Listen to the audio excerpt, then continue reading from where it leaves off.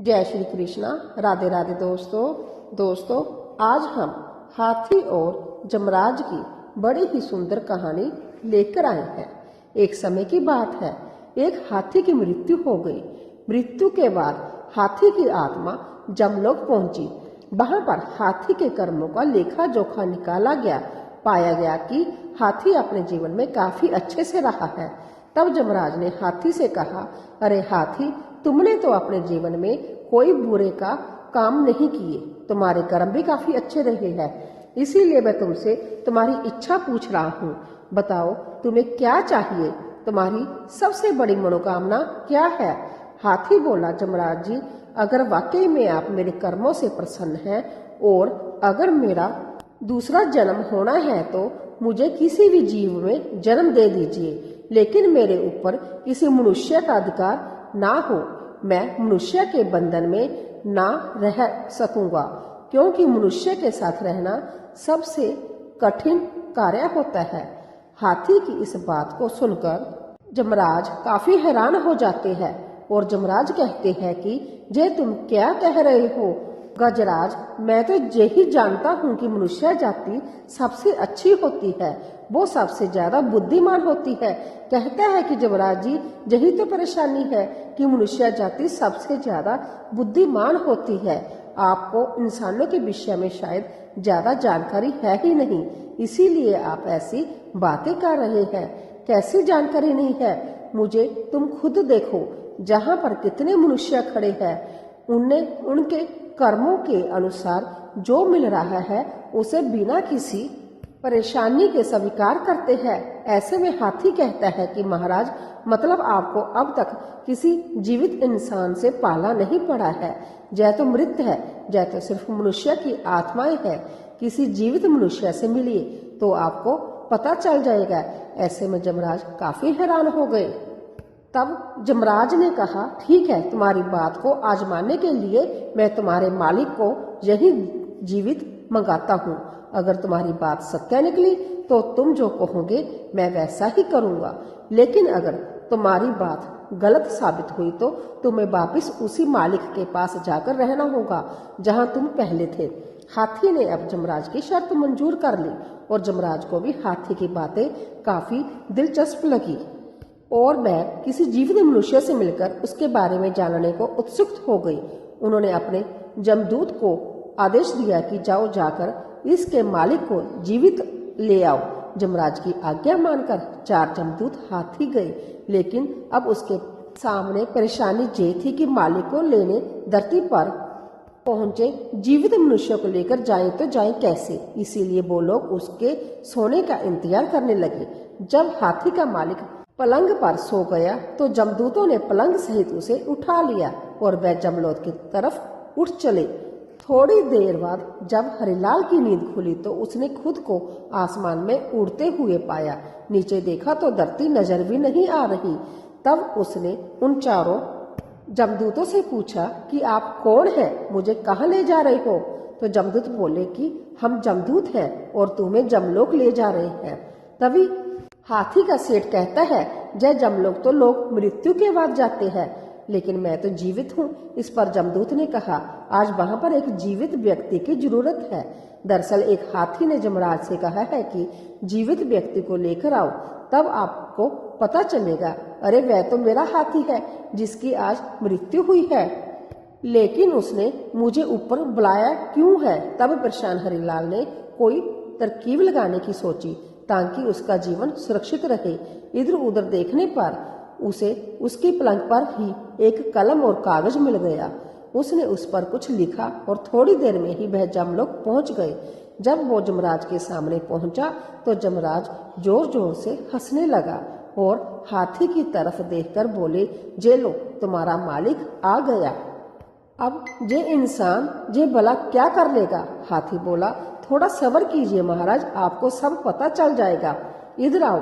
लेकिन बीच में ही रुककर हरिलाल कहता है, जमराज, क्या आपको पता है कि मैं कौन हूँ? तभी जमराज कहते हैं, मैं तो सिर्फ इतना जानता हूँ कि तुम इस हाथी के मालिक हो, इसके अलावा मैं तुम्हारे बारे में कुछ नहीं जानता। अब तुम ही बताओ कि तुम कौन हो। तब हरिलाल कागज जमराज को देते हुए कहते हैं, जे लीजिए, आप खुद ही पढ़कर जान लीजिए। कि मैं कौन हूँ। यह वही कागज था जिस पर उसने आते हुए कुछ लिखा था। जब जमराज ने वो कागज खोलकर पढ़ा तो जमराज हैरान रह गए और अपने सिंहासन से नीचे उतर आए। इसके बाद जमराज ने खुद हरिलाल को अपने सिंहासन पर बिठा दिया। जैसे ही वह सिंहासन पर बैठा, उसने सबसे पहले जमराज से कहा, बोलिए जमराज, आज से जमलोक पर से आपका शासन खत्म हुआ। आज से मैं जहाँ का राजा हूँ। मैं जैसा कहूँगा हर किसी को वैसा ही करना होगा। तब हाथी कहता है कि जमराज जी, आप देखिए आगे आगे होता है क्या।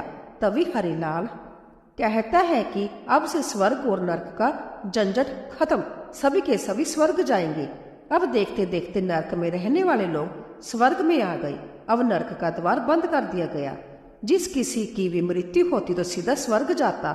इधर हरिलाल मन ही मन में जय भी सोच रहा था कि जिस दिन मेरी सच्चाई जमराज के सामने आएगी तो मुझे मार दिया जाएगा। ऐसा सोचकर उसने दान पुण्य करने शुरू कर दिए और चित्रगुप्त से कहा कि जहाँ जितने भी प्राणी हैं उनका हिसाब किताब करके मुझे बताओ कि किसने कितने कर्म और किसने कितने कुकर्म किए। तब चित्रगुप्त ने सबके बारे में बता दिया कि किसने कौन सी सजा मिलनी है। तब हरिलाल ने चित्रगुप्त से कहा कि इन सब की सजा माफ कर दो, किसी को कोई सजा नहीं होनी चाहिए। तब हरिलाल हाथी की ओर देखकर बोला, क्यों गजराज, कैसे हो? तुम्हारी मृत्यु हुई थी तो मुझे भी अपने पीछे बुला लिया। हाथी हरिलाल के नजदीक जाकर बोला कि मालिक, नीचे तो आप मेरे मालिक हैं, लेकिन एक बात बताइए कि आप जमलोक के मालिक कैसे बन गई? हरिलाल ने कहा, जय राज की बात है तो मैं कैसे बता दूं। मालिक, मुझे भी इंसान बना देना, नीचे जाकर आपका नौकर बनकर रहूंगा, लेकिन जयराज मुझे बता दो। तब हरिलाल ने उसे बताया कि जब जमदूत मुझे लेकर आ रहे थे तो मैं काफी डर गया था। संजोग से मेरे पास एक कागज था। मैंने उस पर लिख दिया कि जमराज धरती से जो मनुष्य आपके पास आ रहा है उसे अपना सिंहासन दे देना। और उसके नीचे मैंने भगवान विष्णु के हस्ताक्षर कर दिए। अब तो इंसानों की बुद्धिमानी से और भी ज्यादा हैरान हो गया। फिर उसने हरिलाल से कहा कि मालिक, कृपा करके मुझे भी इंसान बनाना, मैं आपका नौकर बनकर रहूंगा। हरिलाल बोला, ठीक है, लेकिन यह बात किसी को बताना मत। हाथी ने भी हाँ में सिर हिला दिया। धीरे धीरे करके 7-8 दिन बीत गए। स्वर्ग में लोग बढ़ते जा रहे थे, नरक लोक बंद हो चुका था। कुछ ही दिनों में पूरे देवलोक में यह बात फैल गई कि अब नरक का अस्तित्व खत्म हो चुका है। उधर भगवान श्री हरि विष्णु सोच में पड़ गए कि जमलोक में ऐसा कौन आ गया है जिसने मेरे सारे नियमों को तोड़ने का काम किया है। आखिर कौन है वह जिसने सारी व्यवस्था को तहस नहस कर दिया है। यह सोचकर भगवान विष्णु संभ्य जमलोक में आई हुई और उन्होंने देखा कि जमराज जमलोक के द्वार के बाहर बैठकर। तब विष्णु भगवान ने उनसे पूछा, जमराज, तुम बाहर बैठे हो तो जमलोक को कौन चला रहा है? भगवान जी, आप क्या कह रहे हैं? आपने ही तो इंसान को मेरे स्थान पर नियुक्त किया था और आप भी इसी तरह से अनजान बनकर पूछ रहे हैं। उसने जो मुझे कागज दिया था उसमें साफ साफ लिखा था कि मैं उसे जमलोक का सिंहासन दे दूं और उस पर आपके हस्ताक्षर भी थे और उस पर आपके हस्ताक्षर भी आपको यकीन नहीं होता तो ये देखिए, भगवान विष्णु ने कहा, मैंने इंसान को जमलोक में नियुक्त किया है, मैंने तो ऐसा कभी नहीं किया। कौन है वह? फिर भगवान विष्णु थोड़ा सोचकर कहते हैं, जमराज, कहीं तुमने किसी जीवित मनुष्य को जमलोक तो नहीं बुला लिया? आप बिल्कुल सही कह रहे हैं प्रभु, मैंने एक जीवित इंसान को ही जमलोक में मंगाया है। तभी जमराज ने शुरू से लेकर अब तक की सारी बात भगवान श्री हरि विष्णु को बताई। ऐसे में भगवान विष्णु को हंसी आ गई और वह मुस्कुराते हुए बोले, जमराज, तुम अब भी नहीं समझ पाए कि उस मनुष्य ने तुम्हें झूठा पत्र दिया। उस पर मेरे नहीं बल्कि उसके खुद के हस्ताक्षर थे जो उसने मेरे नाम से किए हैं। अगर वह तुम्हें पत्र नहीं देता तो तुम उसे बुद्धिमान नहीं समझते। तुमने उसकी होशियारी का अंदाजा कैसे लगता? भगवान विष्णु की यह बात सुनकर जमराज ने अपने सिर पर दोनों हाथ रख लिए। वह उन्हें सारा माजरा समझ में आ चुका था।